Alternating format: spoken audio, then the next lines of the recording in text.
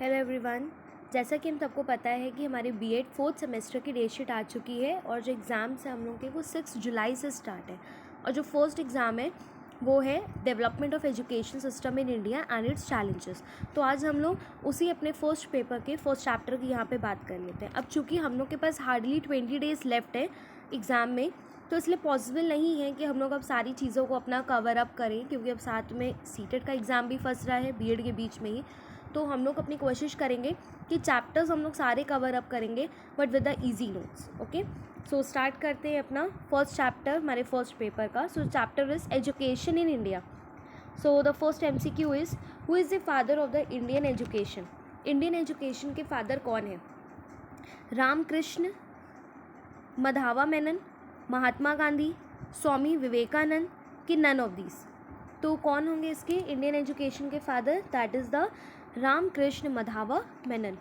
Second is national education council was formed. National education council कब form हुई थी?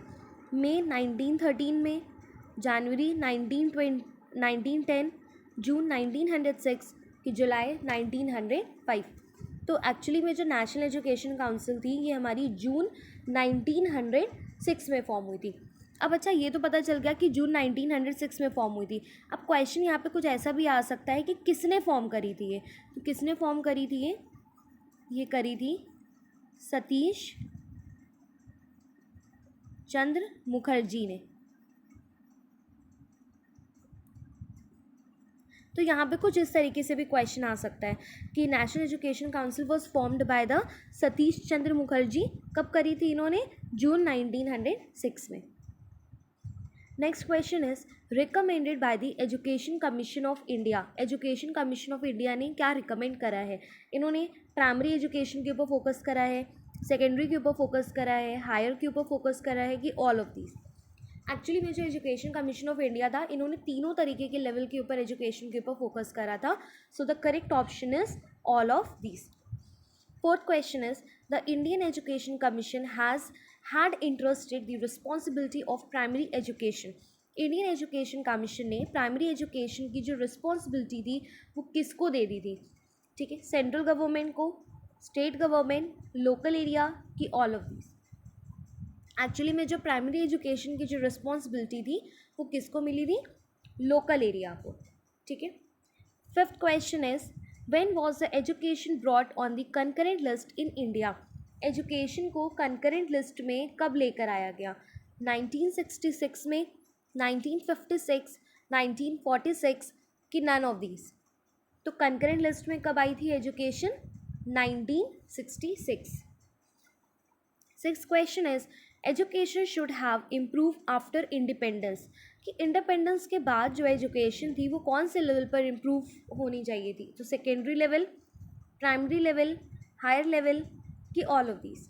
अभी हमने यहाँ पर ऊपर इस चीज़ को ही डिस्कस करा था, दैट इज़ हमारे थर्ड क्वेश्चन में, जब यहाँ पे पूछा गया था हमारा थर्ड क्वेश्चन में ही कि यहाँ पे recommended by the education commission of India, तो उन्होंने क्या रिकमेंड करा था? प्राइमरी, सेकेंडरी एंड हायर, यहाँ पे तीनों की बात हुई थी। तो सिमिलरली जब हमारे सिक्स क्वेश्चन में भी देखो यही चीज़ है कि एजुकेशन कौन से लेवल पर इम्प्रूव करने की बात करी गई थी? सेकेंडरी, प्राइमरी, हायर की ऑल ऑफ दीज? तो जब भी यहाँ पर सेकेंडरी, प्राइमरी, हायर इन सबकी बात होगी तो किसके ऊपर जाएगा ये? ऑल ऑफ दीज के ऊपर। ठीक है, that is the all the level. Seven, school education in India can be broadly classified into how many stages? School education जो थी उसको कितने स्टेजेस में इन्होंने डिवाइड करा था? 2 स्टेजेस, 5, 4 और 8? तो देखो बता देते हैं, जैसे कि स्कूल एजुकेशन थी, ठीक है, तो उसमें स्टेजेस, अच्छा कौन कौन से स्टेजेस थे एक्चुअल में? तो इसमें जो हमारे स्टेजेस थे वो था, the first is pre school, फिर उसके बाद क्या था हमारा? प्राइमरी लेवल, नेक्स्ट था secondary level and the last was the senior secondary level. तो कितने हो गए? एक था हमारा प्री स्कूल, एक था हमारा प्राइमरी लेवल, एक था हमारा सेकेंडरी लेवल और एक था हमारा सीनियर स्कूल। ठीक है, सीनियर सेकेंडरी लेवल। तो कितने लेवल्स हो गए? That is the 4 level. Eight question is the school system in India has dash level. देखो अगेन फिर वही क्वेश्चन आ गया जो भी हमने थर्ड में भी पढ़ा था, या हमने सिक्स क्वेश्चन में भी ये चीज़ पढ़ी है, ठीक है। तो कितने लेवल थे यहाँ पर, लोअर था, सेकेंडरी था, हायर था, कि all of these. So the correct option will be all of these. Ninth is the most important indicator of the quality of education in a school is. अगर आपको school में education की quality देखनी है, ठीक है, तो हम किसके ऊपर हम सबसे ज़्यादा फोकस करेंगे, किस चीज़ से हम डिसाइड करेंगे कि हमारी एजुकेशन की क्वालिटी बढ़िया है। First, achievement level of the students ने कितना सीखा है। सेकेंड, क्लासरूम सिस्टम, आपके स्कूल का, आपके जो क्लासरूम है उसका सिस्टम क्या है, कैसे आप अपनी क्लास को मैनेज करते हो, क्या रूल्स एंड रेगुलेशंस यूज़ कर रहे हो। सी, स्कूल इंफ्रास्ट्रक्चर, आपके स्कूल की बिल्डिंग कैसी है, कि नन ऑफ दीज, कि इनमें से हम किसी से भी पता नहीं लगा सकते। तो देखिए जब भी यहाँ पर क्लासरूम सिस्टम की बात आती है तो क्लासरूम सिस्टम तो बिल्कुल नहीं हो सकता। आप क्या रूल्स एंड रेगुलेशंस वहाँ पर आप फॉलो कर रहे हो, ठीक है, या आपके स्कूल का इंफ्रास्ट्रक्चर कहता है, ठीक है, किस तरीके से, तो हम इससे हम ये डिसाइड नहीं कर सकते कि आपके एजुकेशन की क्वालिटी क्या है। So the correct option will be achievement level of the school of the student.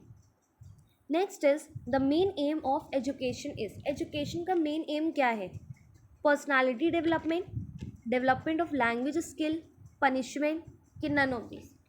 अब एम क्या होगा एजुकेशन का, क्या किसी बच्चे को पनिशमेंट देना क्या एजुकेशन का एम हो सकता है, बिल्कुल नहीं। सो सी ऑप्शन तो बिल्कुल ही नहीं है।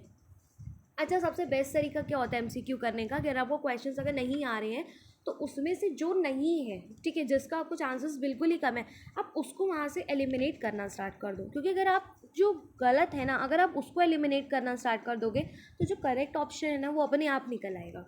जैसे कि यहाँ पे हमने देखा कि मेन एम क्या है एजुकेशन का, ठीक है, तो यहाँ पर हमने क्या देखा, सी पनिशमेंट बिल्कुल नहीं होगा, ठीक है। फिर उसके बाद बी दिया हुआ है डेवलपमेंट ऑफ लैंग्वेज स्किल। क्या बच्चे की सिर्फ लैंग्वेज के ऊपर फोकस करा जाना चाहिए, नहीं, एजुकेशन का ये एम नहीं है।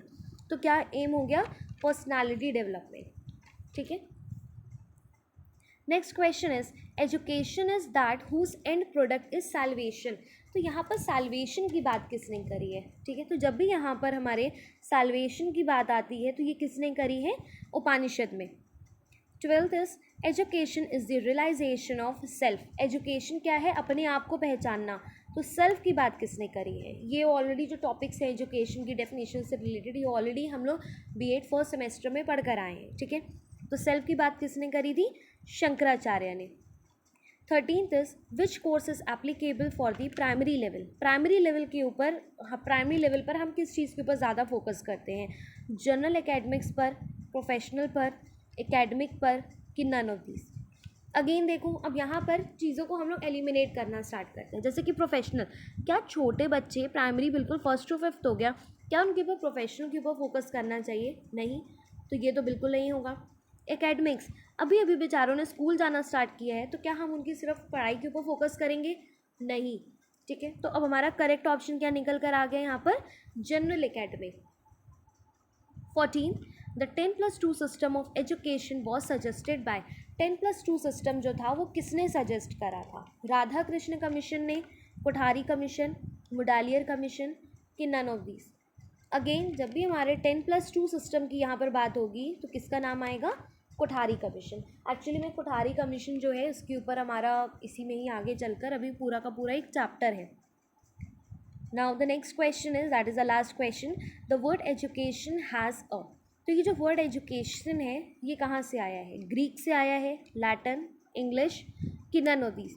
ये भी हमारा बिल्कुल फर्स्ट सेमेस्टर का टॉपिक है। तो ये जो एजुकेशन वर्ड है ये कहाँ से आया है, from the Latin word. Is it clear. तो बहुत ज़रा से हमारे MCQs से, दैट इज़ द 15 MCQs।